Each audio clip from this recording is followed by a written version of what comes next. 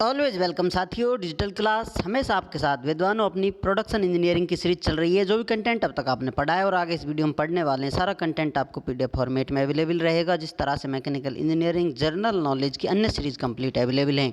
इन नोट्सों का इस्तेमाल आप SSC, RRB, state, JEE, GATE, BTech, AMI के एग्जामिनेशन के लिए कर पाएंगे।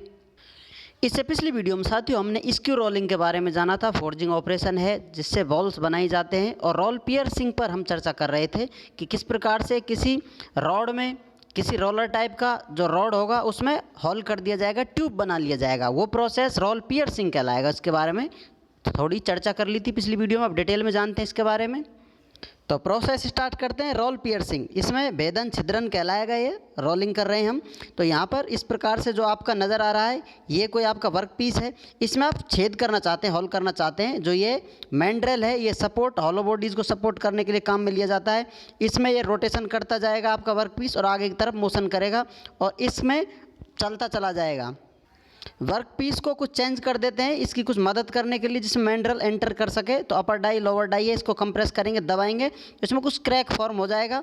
थोड़ा क्रैक फॉर्म हो जाने से, क्रैक इज फॉर्म हो गया है, उससे हमारा काम होगा, मैंड्रेल इसको सपोर्ट दे देगा और इसमें एंटर करने लग जाएगा, पियर्सिंग होने लग जाएगी।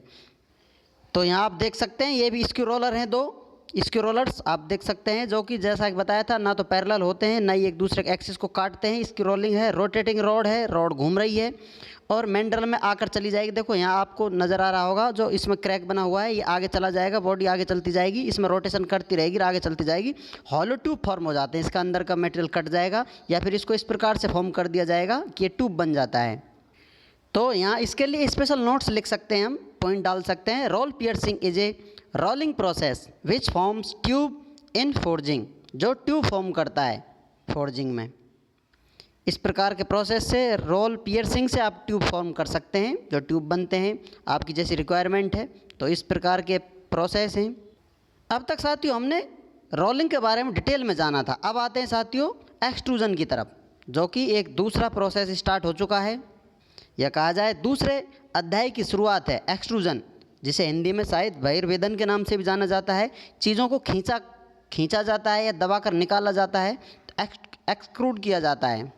तो टॉपिक आप सर्च कर सकते हैं नोट्सों के लिए, कहीं भी कोई कन्फ्यूजन हो, आपका नोट्स पढ़ रहे हैं या वीडियो देख लिए फिर कभी आ जाता है, तो extrusion by digital class special topic के लिए स्पेशल वीडियो आपके लिए अवेलेबल रहेगी। जब जी चाहे आप अपना डाउट सॉल्व कर सकते हैं। फिर भी कोई रह जाता है तो कमेंट बॉक्स में आप पूछ सकते हैं, आप चाहें तो कॉन्टैक्ट भी कर सकते हैं। कॉन्टैक्ट लिंक आपको अवेलेबल रहती है, वीडियो डिस्क्रिप्शन में आप देखेंगे, आपको डिटेल मिलेगी। कॉन्टैक्ट किस प्रकार से किया जा सकता है, किसी भी समस्या से संबंधित आप कॉन्टैक्ट करके सॉल्यूशन ले सकते हैं। तो स्टार्ट करते हैं साथियों।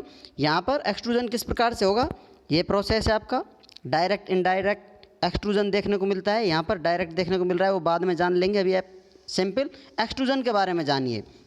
यहाँ आपका ये सिलेंडर है, इस प्रकार से ये होगा 3D में, इस प्रकार आप देख सकते हैं। लेकिन इसको साइड से हम देख रहे हैं, इसको आप फ्रंट बोल रहे हैं, इधर से हम देख रहे हैं, तो इसी प्रकार से आपको 2D में नज़र आएगा।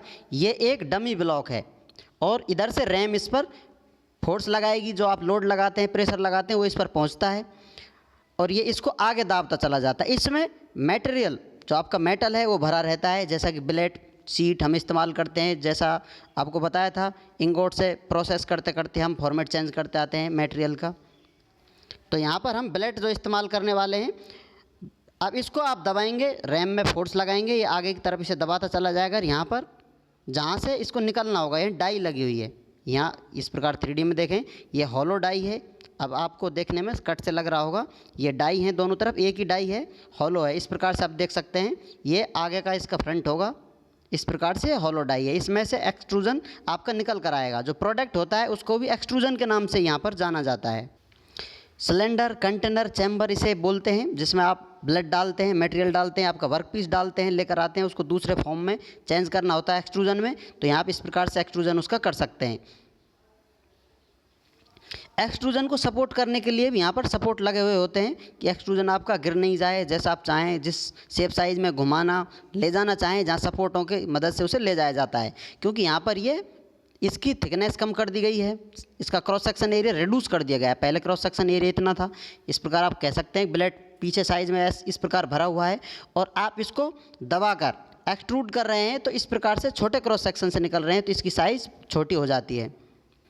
या कहा जाए क्रॉस सेक्शन में रिडक्शन देखने को मिलता है। Extrusion is similar to squeezing of a toothpaste. जैसा कि हम टूथपेस्ट को दबाते हैं उसमें से बाहर निकल कर आता है टूथपेस्ट, इसी प्रकार से यहाँ पर एक्सट्रूजन भी बाहर निकल कर आता है। मटेरियल या मेटल आप डालते हैं, जैसा कि यहाँ पर ब्लड हम डाल रहे हैं, उसको आप दबाएंगे, इसको आप दबाएंगे, यहाँ पर ऐसे नहीं दबाया जा रहा है ऊपर नीचे से जैसा कि आप टूथपेस्ट को दबाते हैं, लेकिन इसको पीछे से दबा रहे हैं आप। जैसा कि इंजेक्शन में आपने देखा होगा सिरिंज काम में लेते हैं, तो इसको पीछे से दबाएंगे, आगे की तरफ मटेरियल फ्लो करता हुआ चला जाएगा और एक्सट्रूजन आपका प्रोडक्ट तैयार हो जाता है। उम्मीद करते हैं विद्वानों वीडियो में दी गई अब तक की जानकारी आपको अच्छे से समझ में आई होगी। अभी भी आपका कोई कन्फ्यूजन है तो आप हमसे कमेंट कर पूछ सकते हैं। साथ ही आप चाहें तो कांटेक्ट कर सकते हैं। कांटेक्ट लिंक आपको वीडियो डिस्क्रिप्शन में मिल जाएगा। वीडियो को अंत तक देखने के लिए, चैनल को सपोर्ट करने के लिए आपका दिल की गहराइयों से बहुत बहुत धन्यवाद। मिलते हैं नेक्स्ट वीडियो में, तब तक पढ़ते रहिए, व्यस्त रहिए, मस्त रहिए। जय हिंद, वंदे मातरम।